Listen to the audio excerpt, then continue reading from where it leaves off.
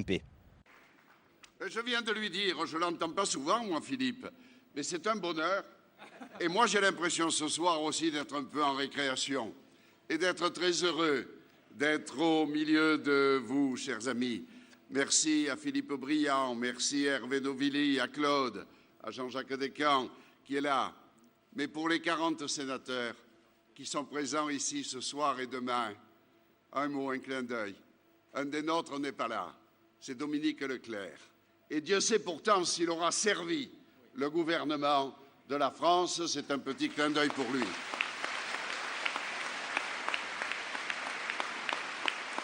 Alors effectivement, très heureux de me trouver parmi vous pour échapper quelques instants à la sacro-sainte primaire socialiste. Ici au moins, j'ai bon espoir de trouver des gens qui n'auront pas uniquement les noms de nos adversaires à la bouche.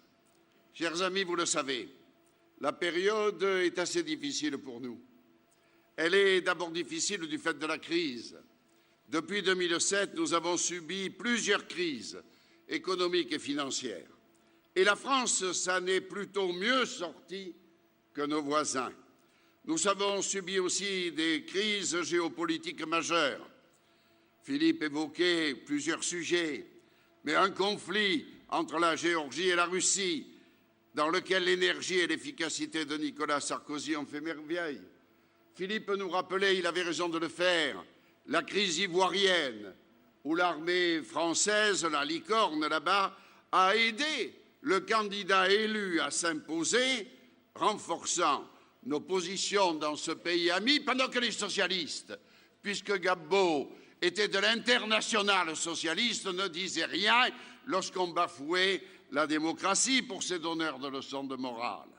Le printemps arabe, que personne n'avait vu venir, mais auquel nous avons réagi rapidement, et bien entendu, comme le disait Philippe à l'instant, la crise libyenne où Nicolas Sarkozy a eu le courage d'intervenir alors que les dirigeants étaient, comme on dit à Marseille, plutôt sous la banquise dans le Vieux-Port. Enfin, nous traversons une crise monétaire de première importance.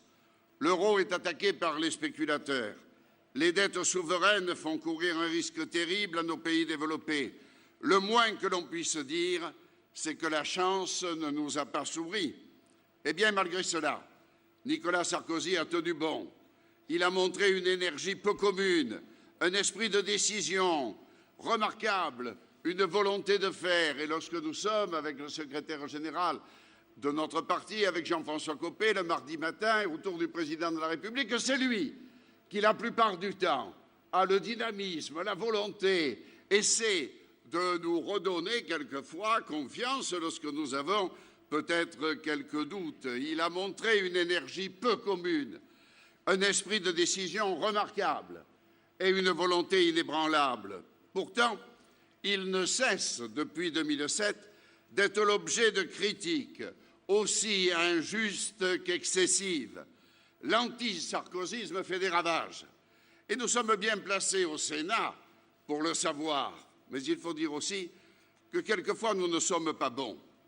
Nous n'avons pas été capables de répondre aux mensonges socialistes sur la réforme des collectivités territoriales. À les entendre, nous allions supprimer les communes, cellules de base de la démocratie, alors que, bien entendu, dans nos textes, la commune est totalement préservée, les pouvoirs du maire totalement préservés. Jamais il n'a été question de porter atteinte à la commune. Ils sont arrivés à faire passer ce message contraire, à les entendre. Nous allions même supprimer dans les intercommunalités les communes.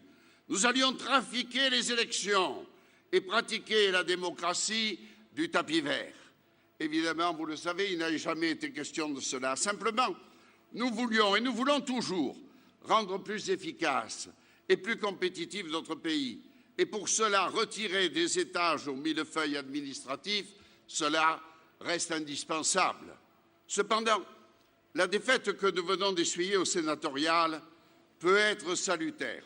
Oh, nous n'avons perdu que de 6 sièges, mais nous avons perdu. Nous avons 6 mois pour remonter la pente. Et croyez-moi, quand nous connaîtrons le candidat socialiste Il aura mangé son pain blanc. La communication complaisante sur les prétendues primaires citoyennes sera terminée.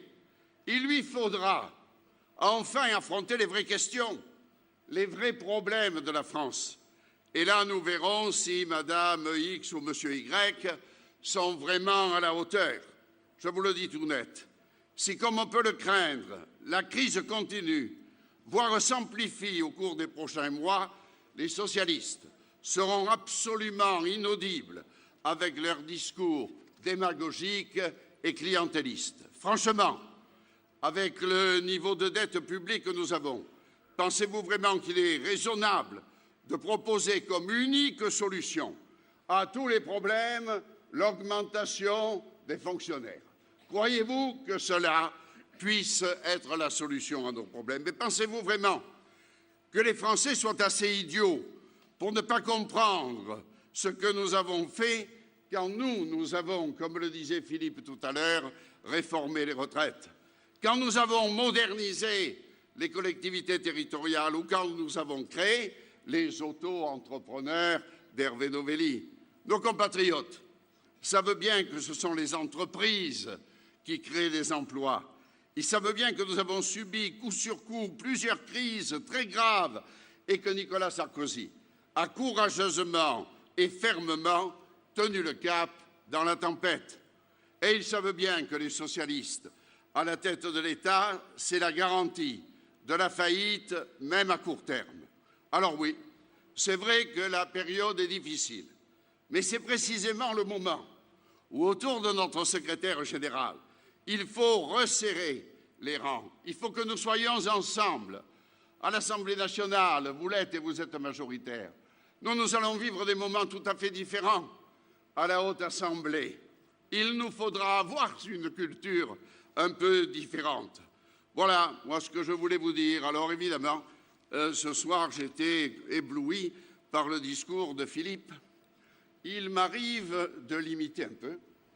Mais ce soir, j'avais malgré tout quand même, et j'ai encore sur le cœur et les collègues ici, toute la journée du dimanche 25 septembre, nous savions qu'au Sénat, les choses seraient difficiles. On enregistrait, puisqu'il y avait le renouvellement de moitié de la Haute Assemblée, les mauvais résultats des élections municipales de 2008. Mais nous avions espoir. Nous savions qu'il y avait des divisions, mais nous les avions quand même comptabilisées. Mais il est clair qu'il y a quelque chose d'un peu différent qui s'est produit. Alors jadis, on disait, mais on n'a plus rien là-bas chez les ultramarins. Ben, les ultramarins, il nous en est arrivé 5 d'un coup. Il y en a un là. Eh bien, merci d'être venu nous renforcer à la Haute Assemblée. Oui, nous allons devoir batailler à la Haute Assemblée. Eh bien, nous allons le faire, parce que, comme disait Philippe, nous le faisons pour nos départements, pour nos villes, mais nous le faisons aussi pour la France. Et la France, c'est ce qu'ensemble nous aimons.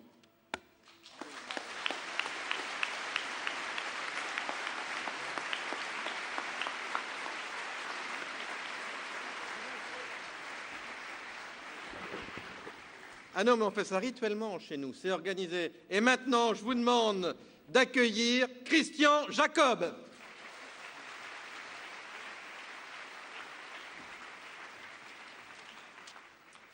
Merci, mon cher Philippe. J'avais un peu oublié, vous savez, pendant quelques années, vous l'avez dit tout à l'heure, et c'est là qu'est née notre complicité, on avait l'habitude de faire les interventions en binôme. Et donc, l'entrée, l'annonce est toujours faite par Philippe. Alors, il vous l'a démontré tout à l'heure, à la fois son engagement, son enthousiasme, mais aussi l'amitié qu'il est capable de générer. Et c'est un vrai ami en politique, et il a fait allusion tout à l'heure, nous avons été beaucoup à lui témoigner il y a quelques jours. Voilà notre vieux copain Philippe. On est heureux d'être avec toi, on est heureux d'être à Saint-Cyr. Alors ça a été un débat très compliqué de décider de venir à Saint-Cyr-sur-Loire. On a voté, on a débattu, on a discuté, puis finalement on s'est dit allez, on vient à Saint-Cyr. Mais on est ravis d'être là, ravis de retrouver Hervé, ravis de retrouver Claude, ravis d'être avec Raymond maintenant depuis quelques jours, grâce à Claude en quelque sorte, hein, parce que sans Claude, Raymond ne serait pas avec nous. Voilà. Et puis, je voulais aussi remercier vous tous, les militants, et notamment ceux qui, depuis plusieurs jours, sont en train de préparer, d'organiser ces journées. Merci à vous, parce que vous le faites, là aussi, avec la gentillesse, la chaleur et la disponibilité qui est la vôtre. Saluer nos ministres qui occupent le premier ou deuxième rang. Ils sont déjà une dizaine, une douzaine, je comptais tout à l'heure ce soir. Je crois que demain, ils seront 17 à être avec nous. C'est vous montrer que ces journées parlementaires, ce grand rassemblement où on se retrouve députés, sénateurs, députés européens, tous ensemble réunis pour ouvrir la session. Alors on le fait avec un peu de retard cette fois-ci, tout simplement parce que il y avait les élections au Sénat. Jean-Claude vient d'en parler, je n'y reviendrai pas. Ce que je voulais vous dire un mot aussi, pour commencer sur les primaires, parce qu'on a tous effectivement eu ce moment de saturation, et alors l'heure a expliqué, mais est-ce que les primaires c'est moderne et pourquoi vous n'en faites pas? Tout simplement, vous savez, le paysan que je suis, moi, on essaye de raisonner simplement. Quand un problème se pose, on essaie d'y chercher, d'y trouver une solution. Quand le problème ne se pose pas, on ne perd pas son temps à se creuser la tête pour inventer une solution.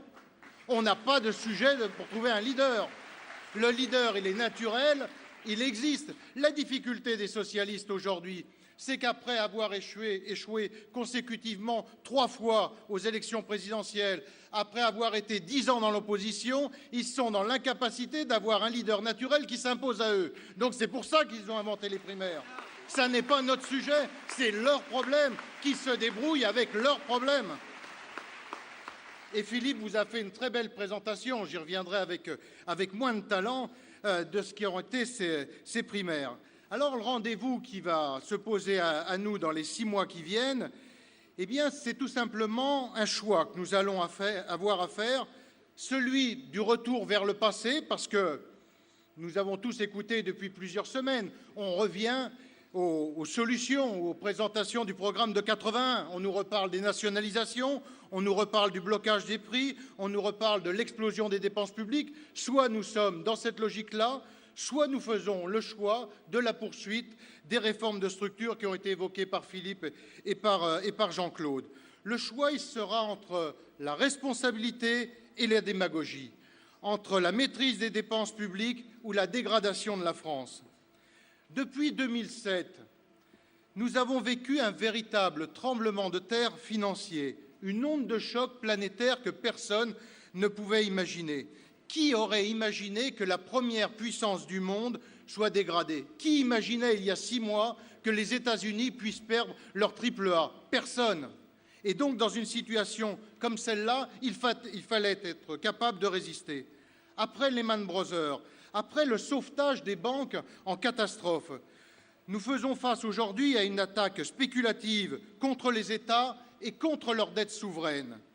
L'Europe est dans la tourmente, mais ça a été rappelé tout à l'heure, la France est conduite, la France est pilotée, et il fallait un véritable sursaut politique pour sauver nos banques et donc l'épargne des Français. Et quand on entend M. Montebourg et ses collègues socialistes, comme on les a entendus, parler des banques, bien sûr, on peut crier haro sur les banques, c'est très facile, ça plaît beaucoup, c'est doux à l'oreille. Simplement, derrière les banques, qu'est-ce qu'il y a ? Derrière les banques, il y a des prêts aux particuliers, des prêts à la consommation, des prêts immobiliers, des prêts aux PME, il y a des clients, il y a des mutualistes. Les banques, ça n'est pas quelque chose d'irréel, il y a quelqu'un derrière les banques. Et ça, il faut savoir le prendre en compte. C'est trop facile de dire haro sur les banques sans avoir une réflexion plus construite. Or, aujourd'hui, on est effectivement dans cette logique des slogans faciles et doux à l'oreille. Mais je pense que nous allons, et Jean-François vous en fera la démonstration dans quelques instants, passer maintenant à une autre phase. Et il fallait pour cela, je vous le disais à l'instant, avoir un pilote. Il fallait voter et mettre en place le plan de relance que nous avons mis en place en 2009. Un projet ambitieux en matière d'investissement qui nous a permis d'éviter l'explosion des chiffres du chômage, parce que sans cet engagement, sans ce plan de relance, nous aurions payé la note sur l'explosion du chômage. C'est ça qui a permis de résister, de créer et de maintenir des emplois. Il fallait aussi, dans cette période difficile, préserver les plus faibles, avoir le courage, dans ce contexte, de faire parler la solidarité et d'augmenter les minima sociaux. 25% d'augmentation des minima sociaux. C'est ça aussi la valeur de solidarité, ce que nous avons été capables de faire dans cette situation difficile. Il fallait également, dans cette période, et oui, je reviens d'un mot sur le triple A, quelle serait la situation aujourd'hui si la France était dégradée? Nous empruntons aujourd'hui sur les marchés à 2,5. Si ça n'était pas le cas, si nous étions dans la situation de l'Espagne ou de l'Italie, nous serions entre 5 et 6%, pour ne pas parler de la Grèce qui est à 18%. Et à partir de ce moment-là, là aussi, ça n'est pas quelque chose d'irréel. C'est tout simplement chacun, dans notre quotidien, dans notre pouvoir d'achat, qui aurions à assumer ce coût, et donc qui serait à la fois catastrophique pour les entreprises, pour le coût du travail, mais tout simplement pour le pouvoir d'achat de l'ensemble des Français. Nous avons résisté dans ce cadre-là, nous avons maintenu et relevé les minima sociaux, je le disais tout à l'heure, nous n'avons pas baissé les salaires, mais il fallait effectivement, comme je le disais il y a un instant, un capitaine capable de barrer par gros temps. Et on en a eu encore la démonstration hier, ça n'est effectivement pas avec François Hollande, Philippe l'a évoqué largement, ce représentant de la gauche molle, mais surtout incapable de trancher sur quoi que ce soit, de décider. Et hier, si on peut reconnaître une qualité à Martine Aubry, c'est le nombre de fois où elle l'a mis en difficulté en l'obligeant à trancher. Il a quand même réussi à dire, ce qui est assez formidable, qu'il y avait un discours pour l'interne du PS, pour les militants, et un discours pour les Français. Je veux dire, dans le comble de la démagogie, je crois qu'on n'avait jamais fait autant. Et à trois reprises, elle l'a mis en difficulté sur ce terrain-là. Lorsqu'elle lui a parlé des 70 000 postes d'enseignants qu'il voulait créer, lorsqu'elle lui a parlé des retraites, et lorsqu'elle lui a parlé du cumul des mandats, où là, c'est faites ce que je dis, mais surtout pas ce que je fais. Et ce monsieur qui est à la tête d'un des départements les plus endettés de France, alors qu'ils ne viennent pas nous donner de leçons d'économie.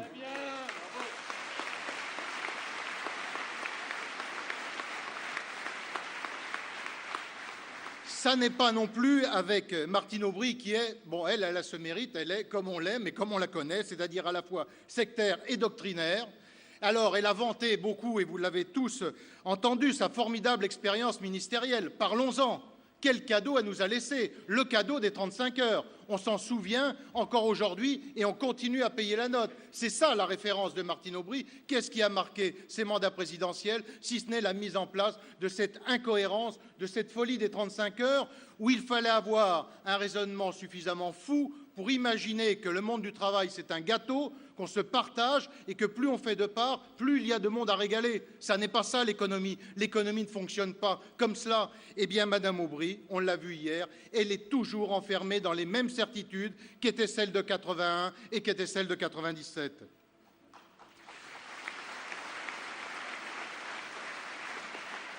Je vous l'ai dit tout à l'heure, nous avons un chef qui est en ce moment dans l'action en permanence. Il est encore sur le pont pour défendre l'euro, à un moment où, après la Grèce et le Portugal, nous voyons bien que l'Espagne et l'Italie sont en train de vaciller. Autre exemple de réforme que nous avons conduit sous son impulsion, la réforme des retraites. Au moment où le PS est spécialisé dans les livres blancs qui ne débouchent jamais sur rien, ceux qui aspirent à gouverner et qui osent dire qu'ils reviendront sur la retraite à 60 ans, c'est un mensonge indigne, pour ne pas dire une forfaiture. Si la France n'a pas été dégradée, c'est parce que nous avons conduit la réforme des retraites, c'est parce que nous avons maintenu et tenu bon sur le non-remplacement d'un fonctionnaire sur deux, c'est parce que nous avons une politique de maîtrise de la dépense. C'est pour ces trois raisons qu'aujourd'hui la France est dans la situation où elle est, certes en difficulté comme d'autres, mais en tenant bon le cap par rapport à nos partenaires. C'est aussi notre majorité, députés et sénateurs, et c'est l'occasion de saluer l'ensemble de mes collègues députés et sénateurs. Nous serons demain environ 250 parlementaires réunis ici à Saint-Cyr-sur-Loire. Au moment où nous préparons notre rentrée parlementaire, nous préparons le budget et nous aurons aussi l'occasion de revenir sur l'ensemble des réformes que nous avons conduites. Philippe en a évoqué quelques-unes. Je mettais sur mes notes en numéro 1, l'autonomie de l'université, parce qu'effectivement, c'est une vraie réforme de fond. Comparons la situation universitaire d'il y a 5 ans à celle que nous avons aujourd'hui. On voit bien que le changement aujourd'hui a été complètement accepté et valorisé. C'est aussi notre majorité qui a mis en place le service minimum dans les transports. Bien sûr qu'il reste à faire, mais il n'empêche que là aussi, nous ne sommes plus dans la même situation que nous étions il y a quelques années. Le service minimum dans les écoles, mis fin au RMI, mis en place le RSA, relevé les minima sociaux, mis en place une politique à la fois ambitieuse et généreuse en faveur des personnes handicapées. Tout cela, nous l'avons fait en défendant les valeurs qui sont les nôtres.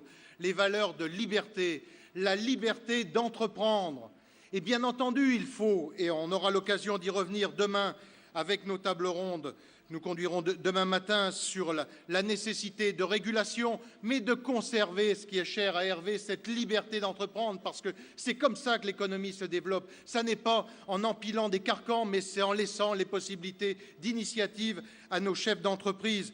C'est aussi le travail, ça c'est une de nos valeurs, c'est une vraie valeur de droite, la reconnaissance du travail. Ça veut dire qu'il faut que nous puissions alléger le coût du travail pour nos entreprises. Et là, nous avons un débat de fond sur le financement de notre protection sociale.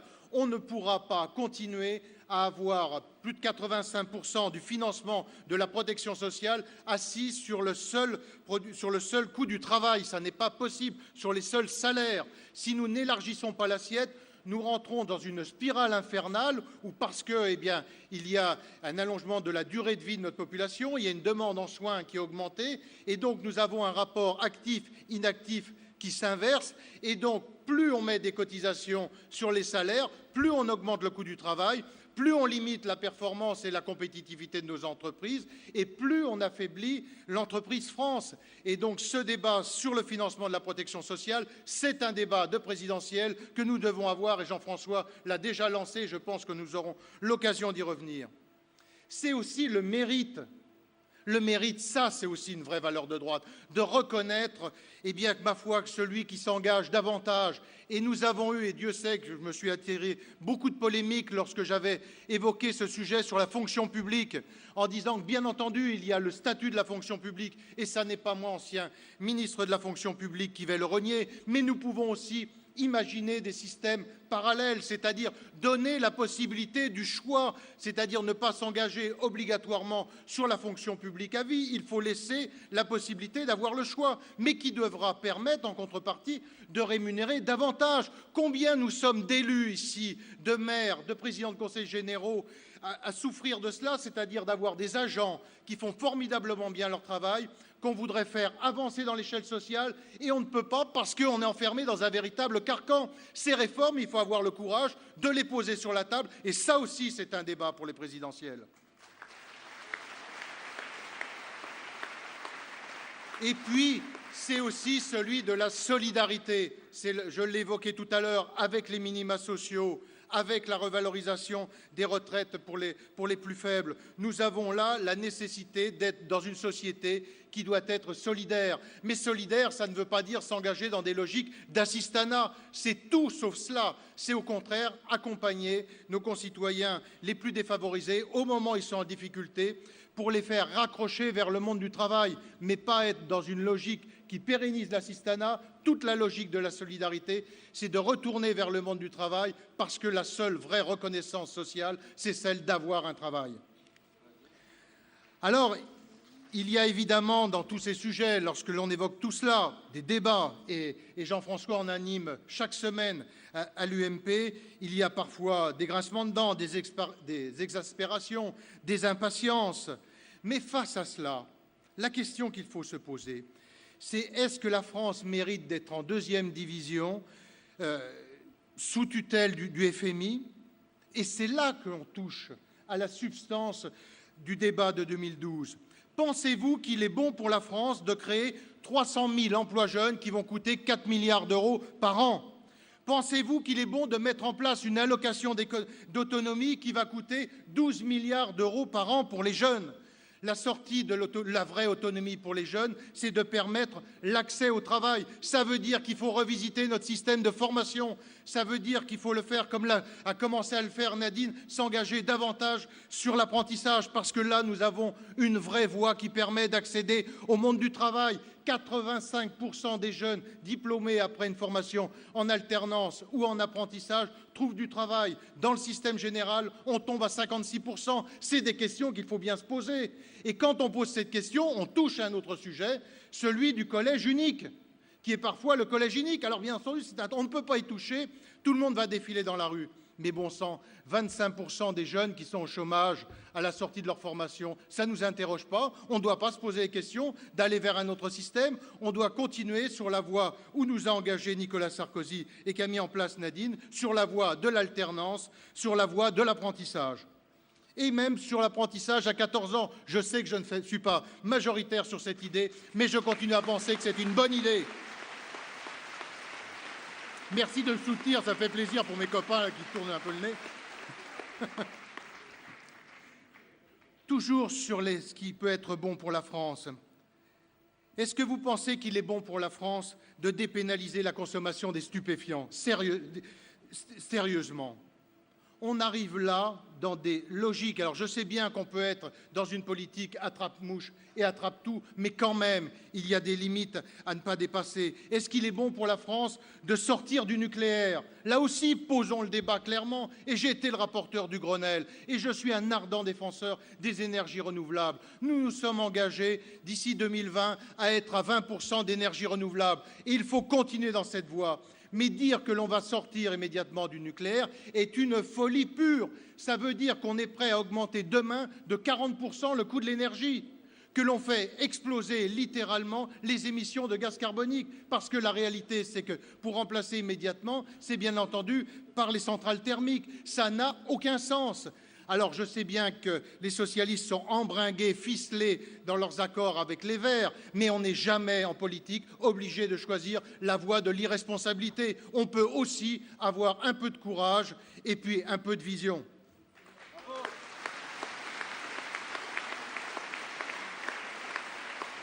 Est-ce qu'il est bon également pour la France de vouloir faire voler en éclats notre politique familiale en cherchant à mettre sous condition de ressources nos allocations familiales? Et là, c'est l'ancien ministre de la Famille, Claude. C'est un combat que j'espère que nous allons mener ensemble. La politique familiale, c'est là aussi une de nos valeurs. Philippe l'a dit tout à l'heure, nous y sommes attachés depuis 1945. C'est l'universalité de la politique familiale.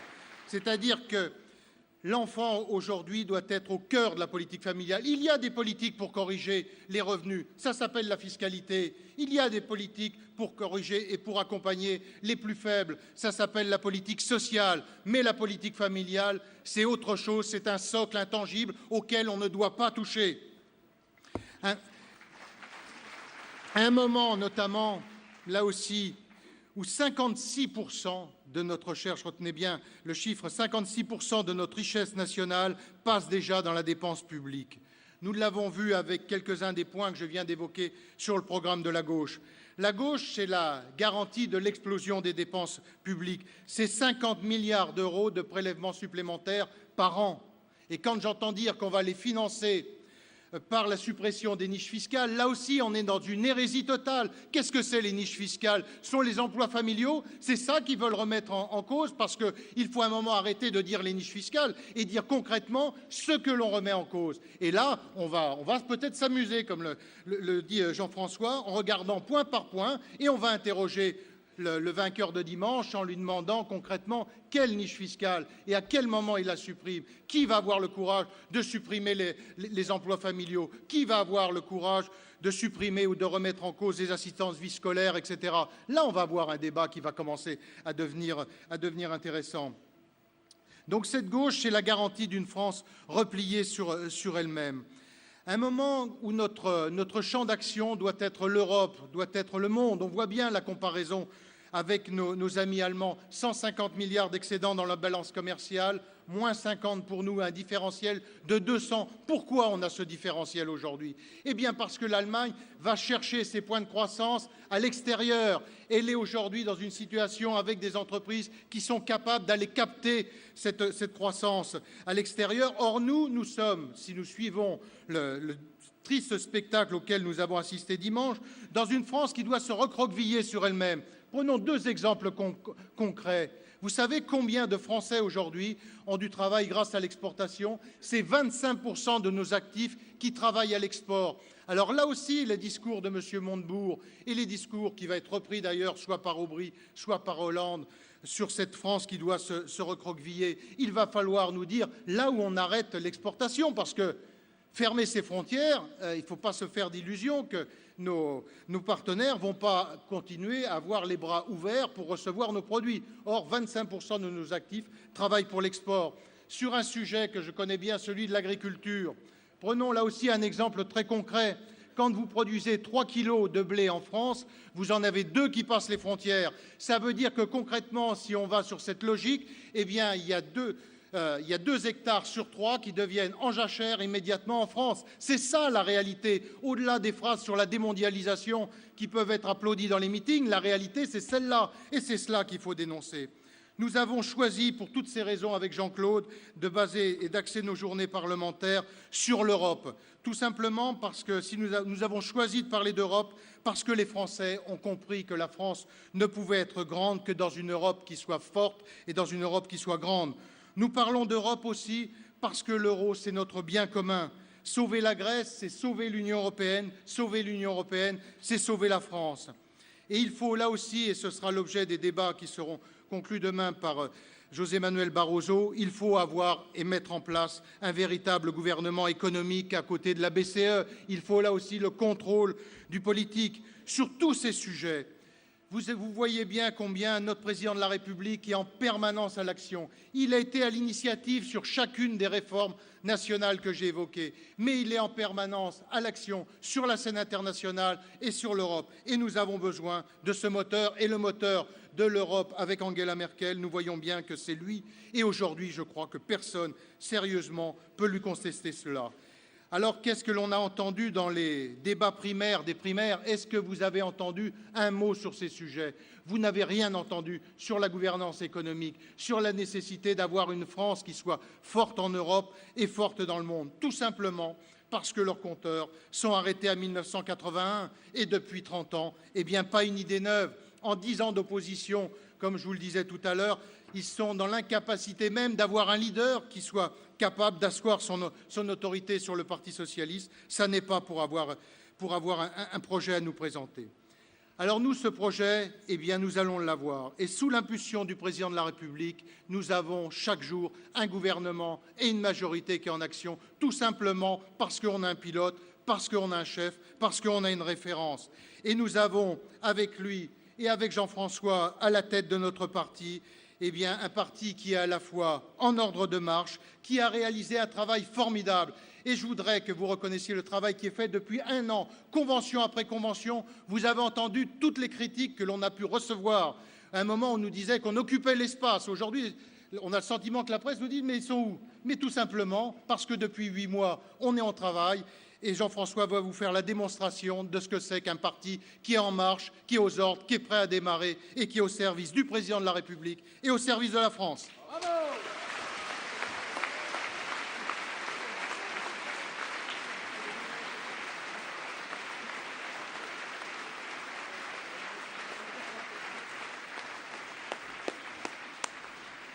Et maintenant, en votre nom à tous, je suis heureux d'accueillir Jean-François Copé.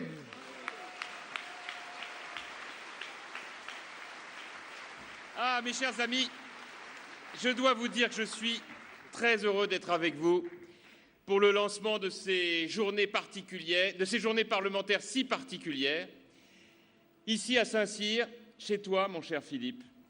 Et je veux commencer par toi.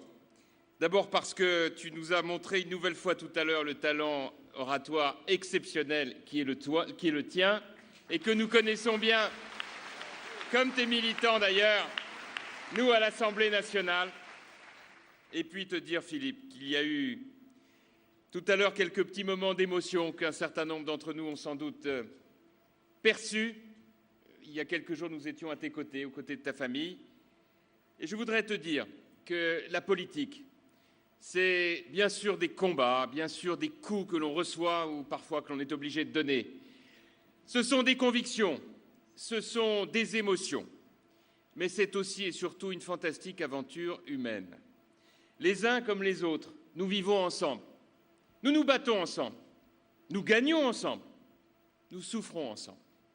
Et sache que dans ces moments-là, il y a toujours le moment où l'on est rassemblés. On l'était ce jour-là autour de toi. Et je veux te le dire, Philippe, au nom de toute notre famille, tu es pour nous indispensable et irremplaçable.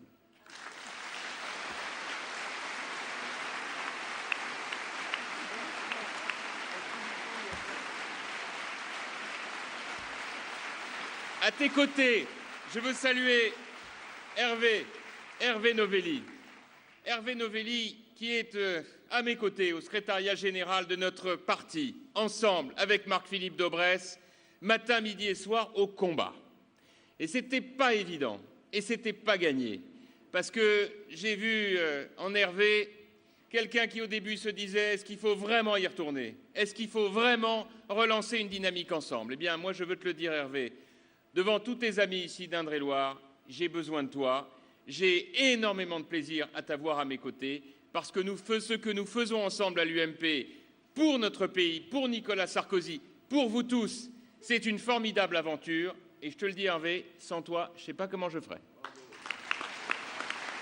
Et j'ai évidemment une pensée pour notre deuxième comparse, Marc-Philippe Daubresse, qui représente la sensibilité centriste et qui, lui aussi, est à nos côtés. Et à nous trois, eh bien, écoute, on tient la maison avec vous tous, et je veux vous le dire, puisqu'il y a ici beaucoup de nos amis présents, ministres, parlementaires, délégués généraux, ma chère Nadine, et vous tous, vous dire qu'on a besoin de vous, car les temps vont être difficiles et que j'ai quelques belles choses à vous raconter pour les semaines qui viennent. Je veux saluer Claude Greff, te dire que lorsque tu es entré au gouvernement, on était fiers et heureux pour toi. Tu as été une députée fantastique. Et lorsqu'on a appris ta nomination, je te le dis, on était tous très, très, très heureux. Et je salue bien sûr celui qui t'a succédé à l'Assemblée, mon cher Raymond, parce que moi qui ai toujours eu une tendresse particulière pour les suppléants, je peux te dire que parfois, c'est très formateur d'être suppléant. Et puis, je voudrais, puisque je reste dans le département, saluer aussi votre secrétaire départemental, Fabrice Boigard, qui est un secrétaire départemental remarquable. De ces secrétaires départementaux, je ne sais pas où il est, mais je l'ai vu tout à l'heure, dont on voudrait dans toute la France, parce que dans nos fédérations, il nous faut maintenant repartir au combat. Et c'est vrai, Fabrice, tu es de ceux qui, de manière méthodique et organisée, animent cette fédération aux côtés de Philippe et d'Hervé. Et je veux ici te témoigner ma reconnaissance et à travers toi celle de toute l'équipe départementale. Jean-Claude, tu présides notre groupe au Sénat. Tu as connu ces dernières semaines, et je le dis à tous nos amis sénateurs qui sont ici, des moments difficiles. C'est vrai qu'en cette fin du mois de septembre, nous avons vécu un dimanche que nous ne souhaitions pas. Pour autant, que cela serve à chacune et chacun d'entre nous de leçon. Parce que la vie politique, comme la vie tout court, elle est faite des moments merveilleux de victoire et aussi des moments plus douloureux de défaite. Et que celui qui n'en a jamais connu des défaites sache qu'alors, il n'a pas passé l'étape la plus difficile du parcours initiatique. Je suis de ceux qui ont vécu cela. Et pour vous dire les choses, je vois qu'Hervé s'en souvient aussi, pour vous dire les choses, les moments de victoire, c'est des moments merveilleux. C'est des moments qu'on garde dans son cœur, dans sa mémoire, et qui nous amènent à partager de bons souvenirs avec l'ensemble de ceux qui nous y ont aidés. Mais les moments de défaite, c'est les moments où on teste la solidité du caractère, la force de la colonne vertébrale. Dans ces moments-là, ceux de défaite, où certains parfois tournent le regard, ou se disent « allons voir ailleurs ce qui se passe ». Dans ces moments-là, ceux qui relèvent la tête, qui tiennent debout et qui savent que le combat ne s'arrête jamais, ceux-là alors n'oublient jamais le jour de défaite et en font une très grande force pour les combats à venir. Je vous l'ai dit, mes chers amis sénateurs, nous reprendrons le Sénat. À toi, Christian, mon ami toujours, je veux dire combien je suis heureux de te voir présider notre groupe. J'ai, moi, passé des moments merveilleux à la présidence de notre groupe. On nous disait que c'était une tâche difficile, peut-être, mais c'est surtout une tâche fantastique. Car au milieu de vous tous, au milieu du combat, le plus beau qui soit dans une démocratie, le combat parlementaire, nous apprenons les uns et les autres à porter haut et fort l'étendard de nos réformes, de nos convictions, au service du président de la République et au service du pays. Et Christian, pour cette tâche-là, je sais qu'il faut de la vaillance et du courage, et je sais depuis bien longtemps que tu en as énormément, et je voulais te le dire. Alors à vous maintenant, à vous je veux dire que les temps qui viennent vont être des temps passionnants. Car la vérité est que ce que je veux vous dire aujourd'hui dans les fonctions qui sont les miennes, c'est que je vous appelle à la mobilisation. Entre deux élections présidentielles, on vit, on s'organise, on fait des campagnes, on veille à ce que les adhérents reviennent toujours plus nombreux avec des années fastes et des années qui le sont moins. À la veille d'une campagne présidentielle, l'heure est au rassemblement pour la mobilisation générale. Et cette heure, mes chers amis, est arrivée. Il va nous falloir maintenant, les uns comme les autres, reprendre notre uniforme, notre tenue de combat, au service de chaque Française et de chaque Français. Parce que le militantisme est sans nul doute l'une des plus belles actions que l'on peut conduire pour une cause qui nous est chère. Il en est des actions militantes qui sont magnifiques, dans tous les domaines. La nôtre a ce site particulier qu'elle est au service de nos convictions et de notre pays. Et que les temps qui viennent commandent que personne ne manque à l'appel. Alors je vous le dis, désormais, le temps est venu de nous remettre au travail. C'est vrai, la vie politique est faite de séquences plus ou moins longues qui se suivent mais se ressemblent rarement. Je vous annonce qu'à compter d'aujourd'hui et plus encore de dimanche soir, nous allons entrer dans une nouvelle séquence. Après cet interminable moment des primaires socialistes, nous allons enfin pouvoir entamer le marathon, et c'est bien de cela dont il s'agit, d'un marathon pour l'élection présidentielle de 2012. À partir de dimanche prochain, nous allons enfin avoir un adversaire. Ils ont mis beaucoup de temps à le désigner, ils y sont pratiquement arrivés. Il va nous falloir maintenant, nous montrer déterminés à faire la différence. Ces primaires, Philippe en a merveilleusement bien parlé, et je voudrais à mon tour vous en dire un mot, parce qu'après tout, le moment est venu de solder l'addition.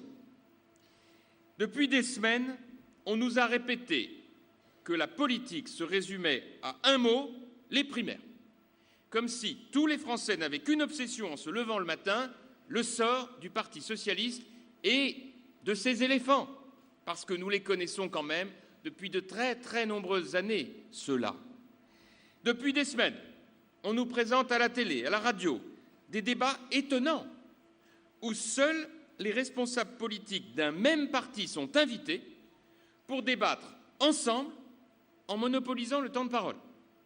Depuis des semaines, on nous explique que les primaires, c'est bien, que poser des questions à leur sujet, c'est mal, que la seule chose à faire quand on est un élu de droite, c'est de louer le génie du Parti socialiste, sa modernité, son honnêteté, sa fiabilité dans l'organisation des élections internes et son goût prononcé pour les libertés fondamentales.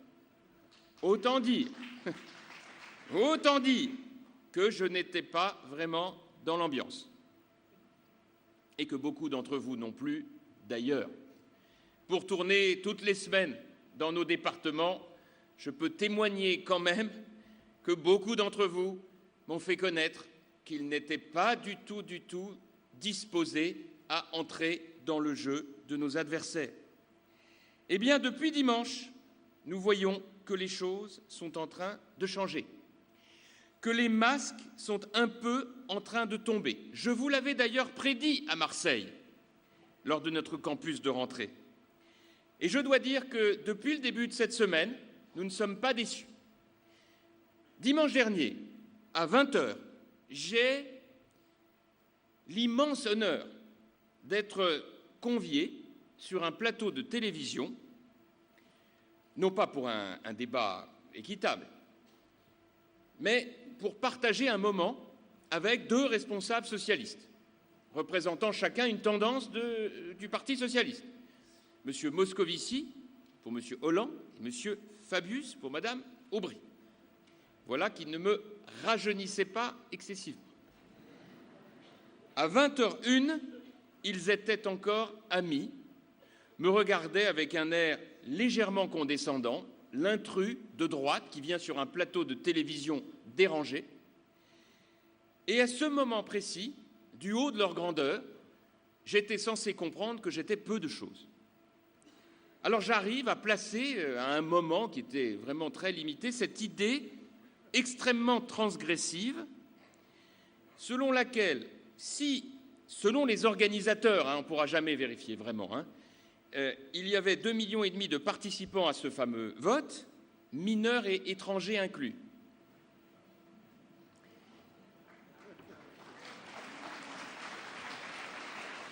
Cela fait moins de 5% des Français majeurs. Certes, c'est un score intéressant, je ne veux pas dire un peu inférieur à la braderie de Lille, je n'ai pas résisté, je reconnais, ça je le reconnais. Mais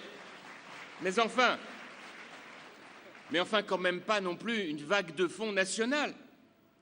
Blasphème, sacrilège, en disant cela, j'avais de fait perturbé l'ordonnancement magique du monde vu par le Parti socialiste. Les primaires, c'est moderne parce que c'est de gauche parce que c'est moderne parce que c'est moderne. Alors, évidemment, là où ça s'est un peu compliqué, c'est que la demi-heure s'est déroulée et que j'ai vu au fur et à mesure de ces minutes qui se déroulaient que les choses en face ne se passaient pas tout à fait comme prévu. Rappelez-vous, les larmes de Madame Royal, le sourire de Madame Aubry, le léger froncement de sourcils de François Hollande, et puis celui qui avait atteint le nirvana absolu, le ravi, le providentiel, dont Philippe parlait avec tant d'humour tout à l'heure, vous l'avez compris, Arnaud Montebourg, qui, selon toute attente, contre toute attente, et en particulier celle des sondages, attention aux sondages, nous annonçait que M. Montebourg allait pas loin des 20% des voix. Et que donc, cette primaire qui devait être le sacre sans conteste de François Hollande, l'ascension sans faute d'un homme normal, la mise sur orbite propulsant loin devant le candidat de la gauche, eh bien en vérité, ça se terminait par un pugilat extrêmement serré avec Martine Aubry, le tout sous l'arbitrage de Arnaud Montebourg, l'homme dont Marine Le Pen nous avait dit « si j'étais socialiste, je voterais pour lui ». À 20h, en face de moi, Fabius et Moscovici étaient amis. À 20h30, ils ne se parlaient plus. L'ambiance avait changé, et je peux en témoigner, ils se détestaient. Et ce n'était que le début de la semaine. Lundi, à gauche, on attend les consignes de vote. Montebourg est attendu à la télé le soir pour dire ce qu'il faut voter. Je vous raconte en spectateur, parce que nous, naturellement, on n'est pas encore invités à tout ça. C'est pas nous. C'est entre la gauche. Alors Montebourg est attendu à la télé le soir pour dire ce qu'il faut voter. Et là, encore une fois, après un suspense insoutenable, non, dit Arnaud Montebourg, 17% d'un corps électoral de 5%. Non, je ne sais pas encore. J'ai simplement sorti, dit-il, le Parti socialiste du formol. Je cite. Merci pour eux. Et j'ai besoin de réfléchir pour savoir si oui ou non je vais donner une consigne de vote. Mardi, nouvel épisode du feuilleton. Là, Arnaud Montebourg se prend pour Bismarck. Face aux Français, vous en souvenez, pour déclencher la guerre de 1870, voilà qu'il débloque un énorme ultimatum aux 2 protagonistes François Hollande et Martine Aubry. Lui, il n'exige pas l'Alsace et la Lorraine, il exige qu'on démondialise, qu'on mette les banques sous tutelle, qu'on les exproprie, et que pour le même prix, on ferme les frontières. Mercredi, le feuilleton a continué, vous l'avez vu, à travers ce débat absolument inouï entre Madame Aubry et Monsieur Hollande. Alors, il faut en parler avec beaucoup de courtoisie parce que les audiences ont été bonnes. Donc, allons-y très prudemment, gentiment, pas de gros mots. Disons simplement les choses comme on les pense, en espérant ne vexer personne. Je vous dis ce que j'en pense. C'était abstrait, c'était pseudo-technique, avec 3 ou 4 chiffres pour faire sérieux. Mais je me mets un instant à la place du téléspectateur qui à aucun moment n'a pu entendre un mot sur l'immigration, un mot sur la sécurité, un mot sur la laïcité, un mot sur l'agriculture, cher Christian, un mot sur la politique de défense ou la politique internationale. Tout ce que nous avons entendu était en réalité bien loin des préoccupations des Français, et c'est bien ça. Et surtout, mes chers amis, et surtout, de la part de ces 2 grands génies de la politique, censés nous submerger par leur talent, leur audace et leur courage, pas un moment consacré ni par l'un ni par l'autre pour nous dire leur vision de l'avenir, leur projet pour notre pays, leur ambition, pas un mot pour dire simplement, alors que nous-mêmes le ressentons tant, leur amour de la France. Eh bien, mes chers amis, je vous invite à méditer sur tout cela, parce que nous avons vu au final 2 candidats promettre des hausses d'impôts massives à tous les étages, des embauches de fonctionnaires, des interventions étatiques dans les entreprises, le vote des immigrés, la fin des peines planchées pour les délinquants multirécidivistes, et le tout en s'envoyant des pics d'une cruauté que même nous, entre nous, nous n'osons jamais utiliser. Sachez que dans ce domaine, il y aura pour nous à méditer l'exemple des primaires dans sa plénitude, pas simplement dans son côté réputé moderne. Car derrière tout ça, ce sont des fissures à l'intérieur même du parti de nos adversaires. C'est des comportements d'une agressivité réelle entre les uns et les autres. Ce sont des traces que l'on laisse et qui parfois sont indélébiles. Alors c'est vrai, grâce à Martine Aubry et à François Hollande, nous voilà désormais incollables sur 2 nouveaux concepts. La gauche sectaire et la gauche molle. Ils ne sont pas allés au-delà. Je propose de travailler ensemble ces 2 concepts, parce que nous en aurons probablement besoin. La gauche sectaire, d'abord, c'est celle du dogme avant tout. Le dogme, c'est « je sais, tu ne sais pas, tu te tais et tu obéis ». Le dogme, c'est ce qu'il y a dans les livres, écrits par des gens décédés depuis bien longtemps, qui nous décrivent un monde définitif, bien loin des évolutions d'aujourd'hui et de demain. Le dogme, c'est cette idée que l'idéologie peut tout. C'est à la gauche sectaire que nous devons les nationalisations ruineuses de 1981 et les 35 heures catastrophiques de 1999-2000. Alors il y a la gauche molle ensuite. Je vous en conjure. N'imaginez pas un instant que, lorsque l'on parle de la gauche molle, on parlerait d'une certaine gauche fréquentable pour la droite. La gauche molle n'a rien à voir avec cela. Et lorsque j'entends certains, épris de modération, dire « Ah ben, finalement, ils auraient pu être pires », je veux simplement rappeler que derrière la définition de la gauche molle, c'est en réalité la gauche que François Hollande, finalement, selon Martine Aubry elle-même, incarne assez bien. La gauche molle, c'est la gauche incapable de décision, allergique au courage, prête à toutes les compromissions avec les plus radicaux. En un mot, c'est la gauche inapte au commandement. Alors voilà quelques raisons pour lesquelles, mes chers amis, je vous le dis très simplement, le débat sur les primaires n'est pas le nôtre aujourd'hui. Certes, celui que vous avez devant vous n'a jamais reculé devant le suffrage universel. Dans des terres, celles de ma bonne Seine-et-Marne, mon cher Christian, souvent bien difficiles. Et pour autant, je crois que chaque chose doit être vue en son temps. Il y avait derrière l'invitation pour l'UMP à poser le débat des primaires cette tentation, ce piège de nos adversaires qui voulaient nous entraîner dans l'idée de dire « bah tiens, si vous en voulez pour l'avenir, pourquoi vous en faites pas pour le présent ?» Bien sûr, c'était gros comme une maison. Voilà pourquoi vous m'avez vu prendre des positions aussi claires dans les responsabilités qui sont les miennes. Qui peut imaginer sérieusement que le président de la République en exercice aille en compétition interne au sein de notre parti, face au Premier ministre, à des ministres, à tel ou tel d'entre nous, afin que ça fasse moderne et démocratique? On peut fermer la Ve République aussi, si vous voulez. Alors, j'invite chacun, dans ces moments particuliers que nous vivons, à ne rien laisser passer de ces tentations démagogiques. Viendra sans nul doute après 2012 ce débat, comme d'autres, évidemment, mais ne nous trompons ni de débat, ni de calendrier. Et je vous le dis très simplement ici, dans ce domaine, vous nous trouverez tous autant que nous sommes, avec la bouteille qui est la nôtre, bien au clair, sur l'idée que dans ces domaines, on n'est pas là pour faire le jeu de nos adversaires. On n'est pas là pour aller sur le terrain de nos adversaires. On est là pour les combattre avec nos arguments et proposer aux Français un projet courageux pour demain.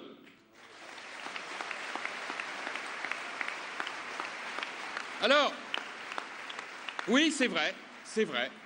Là aussi, j'ai pris mes responsabilités. En prenant l'option d'être sévère face à cette pantomime qui nous était proposée de l'autre côté de l'échiquier politique, j'ai pensé, comme beaucoup d'entre nous, que la responsabilité qui était la nôtre était bien sûr de respecter les 5% de Français qui sont allés voter aux primaires, mais peut-être que notre rôle à nous était aussi de nous adresser aux 95% qui ne sont pas allés voter aux primaires socialistes, parce qu'ils ont d'autres options politiques, parce qu'ils ne se reconnaissent pas dans les candidats en présence et parce qu'ils ont envie d'un vrai projet pour notre pays, la France.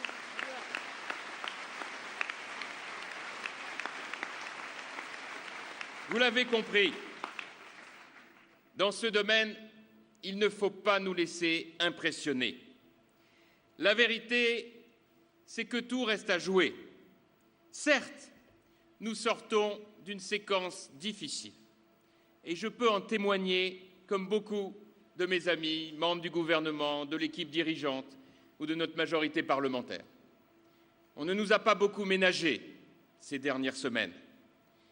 On n'a même pas hésité à tout mélanger entre ces supposées affaires balancées pour frapper directement ou indirectement le président de la République, au mépris de toute présomption d'innocence.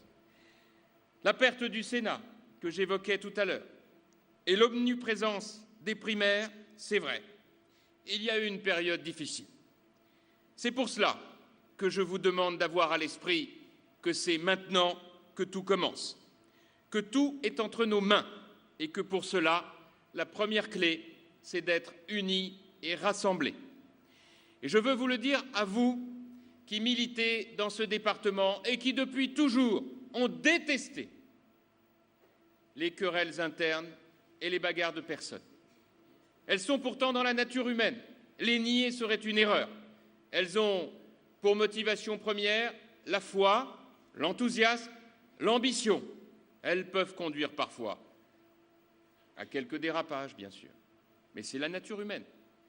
Reste qu'il est des moments où il n'y a absolument plus aucune place pour les querelles de personnes. Et parmi ces moments-là, il en est un qui est non négociable.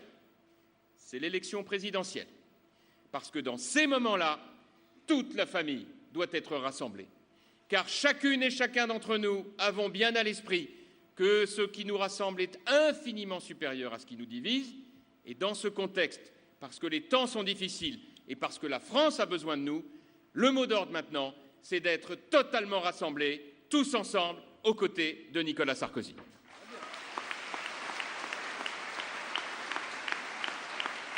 Alors voilà, puisque à partir de dimanche, nous allons avoir un adversaire identifié, dès dimanche, on passe la vitesse supérieure. Dimanche soir, à travers les commentaires que nous ne manquerons pas de faire à propos de l'impétrant. Et ensuite parce que dès mardi, nous organisons une convention à Paris avec toutes les personnalités de la majorité qui nous rejoindront à un moment ou un autre dans cette convention pour décrypter point par point le projet socialiste et mettre à jour ce qui est la grande leçon de ces primaires, un immense malentendu que les socialistes sont en train de créer avec les Français. Car nous en avons fait le recensement. Toutes les propositions que font les candidats socialistes ont ceci de commun que ça ne sont pour toutes que des promesses en l'air. Aucune, je dis bien aucune d'entre elles n'est réalisable. Et en vérité, ils ont travaillé dans leur bulle, ils ont imaginé pouvoir faire fi de la réalité de la crise mondiale, de la situation budgétaire, de la situation économique et sociale de notre continent et de notre pays. Eh bien maintenant, je vous le dis, le temps des explications de gravure est arrivé. Nous allons maintenant mettre les choses très au clair entre les responsables socialistes et nous, parce que maintenant, il va falloir que les choses nous soient dites très clairement par les responsables socialistes. Le numéro de synthèse aimable entre les différents candidats est terminé. Il va falloir que le gagnant ou la gagnante nous explique comment il va surfer entre la dépénalisation des drogues douces de M. Bailey, le tout sécuritaire de M. Valls, ce pauvre M. Valls, dont Philippe a bien raison de rappeler qu'on ne sait toujours pas ce qu'il fait au Parti socialiste, puisqu'il est contre les 35 heures, qu'il est pour la TVA anti-délocalisation, qu'il est pour la baisse du déficit, qu'il est pour maîtriser beaucoup mieux les comptes budgétaires. Chacun l'a bien compris, c'est une erreur de casting. Mais sans oublier les autres, avec lesquels le gagnant ou la gagnante devront faire la synthèse. Gauche molle, gauche dure, gauche sectaire, il va nous falloir sortir de ce joli carnaval pour nous dire les choses. Et dans ce domaine, croyez-moi, nous allons être quelques-uns à être extrêmement fermes. Comment vont-ils revenir, par exemple, à l'équilibre des finances publiques alors qu'ils annoncent chaque jour de nouvelles dépenses au lieu de proposer la moindre économie? On comprend leur réticence à voter la règle d'or. Comment vont-ils revenir sur la réforme des retraites alors que le retour à la retraite à 60 ans coûterait plus de 25 milliards d'euros jusqu'en 2014 ? 25 milliards d'euros, et bien plus après. Comment vont-ils financer les 300 000 emplois jeunes, un grand classique au Parti socialiste, alors qu'ils veulent en parallèle créer 60 000 emplois dans l'éducation nationale, si j'en crois les chiffres de M. Hollande. Les chiffres d'emploi, pas de budget. Depuis le début, il nous fait croire que c'est 2,5 milliards à la 5e année. Ce n'est pas vrai. C'est 7,5 milliards sur l'ensemble du quinquennat. Et le tout, non pas pendant 5 ans, pendant 40 ans. Parce qu'il y a les retraites derrière. Ne vous laissez pas piéger, mes chers amis, et faisons-nous le travail que les observateurs, comment dire, dans leur enthousiasme du moment, n'ont pas trouvé le temps de faire à notre place. Comment vont-ils sortir du nucléaire alors que cela nous coûterait des milliards d'euros et surtout 40% de plus sur la facture énergétique des Français? Alors c'est clair, vous l'avez compris, nous avons en face de nous un tableau très clair, celui d'un parti socialiste incapable d'assumer dans la réalité une seule des propositions qu'il a formulées depuis le début des primaires. C'est vrai, comme à la grande époque mitterrandienne, on a eu le numéro classique du changement de la vie. Les rêves, qui d'ailleurs, vous vous en souvenez, avaient viré au cauchemar avec le tournant de la rigueur en 83. C'était d'ailleurs Jacques Delors qui s'y était collé à l'époque, dont sa fille Martine Aubry fait semblant de n'avoir gardé aucun souvenir. Les temps ont changé, mes chers amis, et toutes celles et ceux d'entre nous qui parcourons la France comme nous le faisons le savent très bien. Les Français aujourd'hui ne nous demandent absolument plus de leur faire le coup des politiques qui font rêver. Ils ont bien compris que les temps ne sont plus au rêve. Et ma conviction est que la mission qui est la nôtre n'est pas de vendre du rêve avec ses réveils douloureux. Notre mission est d'éclairer le chemin. Plus que jamais, dans cette période si trouble et difficile, où les incertitudes sont à tous les étages, notre responsabilité est d'éclairer le chemin. Il est de répondre le mieux que nous pouvons, malgré nos doutes, malgré nos incertitudes, car nous non plus, nous n'avons pas la vérité révélée, mais de répondre aux interrogations des Français, en leur proposant un chemin fait de responsabilité, d'esprit de rassemblement, de courage, avec un objectif, protéger et préserver l'avenir de nos enfants. Faire que notre nation continue d'être au niveau de croissance qui a été le sien, faire qu'elle soit toujours en incarnation de cette politique industrielle qui a fait notre force, de cette politique agricole qui a fait notre excellence, de cette capacité à porter la recherche, l'université, Valérie, à faire que dans tous ces domaines, nous conservions cette marque de fabrique française et européenne pour lesquelles les Français attendent de nous des pistes, des projets, des réponses, à l'image de ce que nous avons fait dans la tourmente que nous connaissons depuis 2007 avec le Président de la République. C'est vrai que nous avons pour cela un travail gigantesque à accomplir. C'est la raison pour laquelle, dans le même temps que nous ne laisserons rien passer à nos adversaires, nous allons valoriser le bilan de la politique que nous avons conduite depuis 5 ans. Car j'en ai assez, moi, de ces gens qui ont la mémoire qui flanche, assez de ces gens qui font semblant d'oublier tout ce que nous avons fait pour notre pays. Sans la réforme des retraites, Éric Woerth est ici et je veux à nouveau lui rendre hommage. C'est notre modèle social.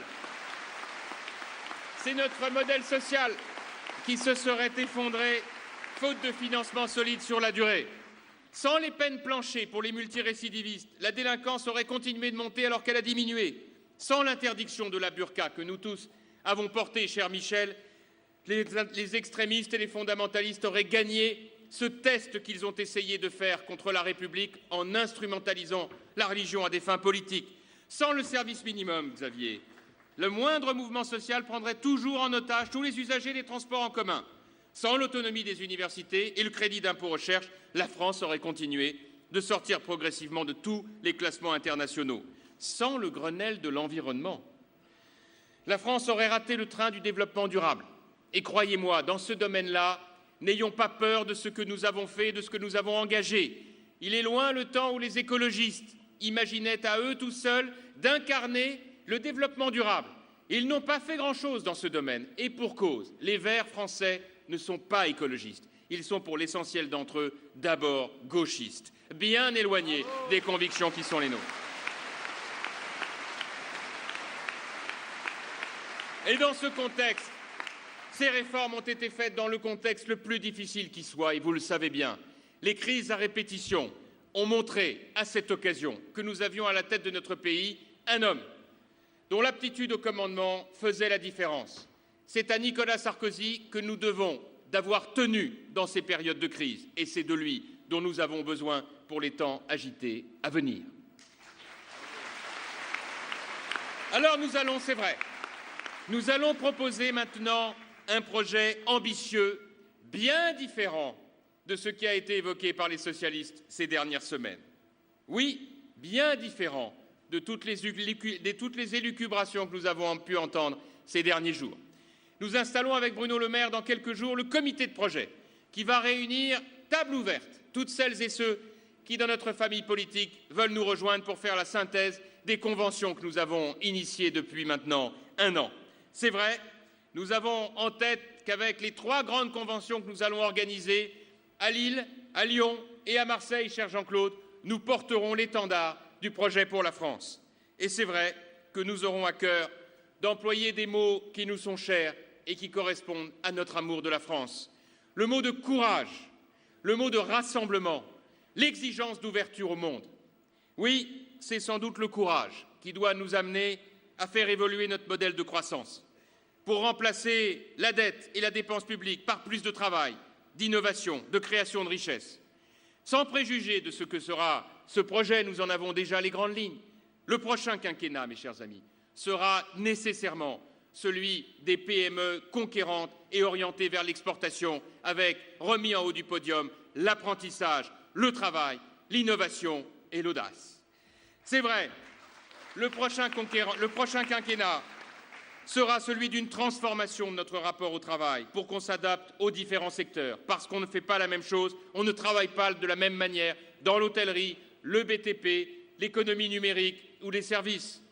Le prochain quinquennat montrera une évolution dans le financement de notre sécurité sociale. Il nous faudra nous poser la question de la mondialisation. Oui, effectivement, non pas dans les termes rabougris d'Arnaud Montebourg, mais dans ceux qui doivent nous permettre, et ce débat-là sera essentiel avec les Français, à la fois de protéger notre économie lorsque c'est nécessaire, mais aussi de l'ouvrir au monde à chaque fois que nous le pourrons. Le protectionnisme version Montebourg est la pire des formules.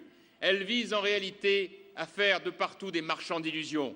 Christian Jacob rappelait tout à l'heure à juste titre que les mesures protectionnistes, si elles étaient mises en œuvre, mettraient définitivement à bas notre agriculture et notre industrie et mettraient sur la paille toutes celles et ceux parmi nos compatriotes qui travaillent chez Airbus, dans l'agriculture, dans l'industrie automobile, dans le textile, et il en reste suffisamment pour incarner l'excellence, sans oublier l'économie immatérielle, ce qui fait le génie de notre pays, dans tous les domaines, ceux des services comme ceux de la création. De grâce, ne tombez pas dans le panneau du protectionnisme. Il y a derrière ce mot-là le suicide organisé d'une grande nation.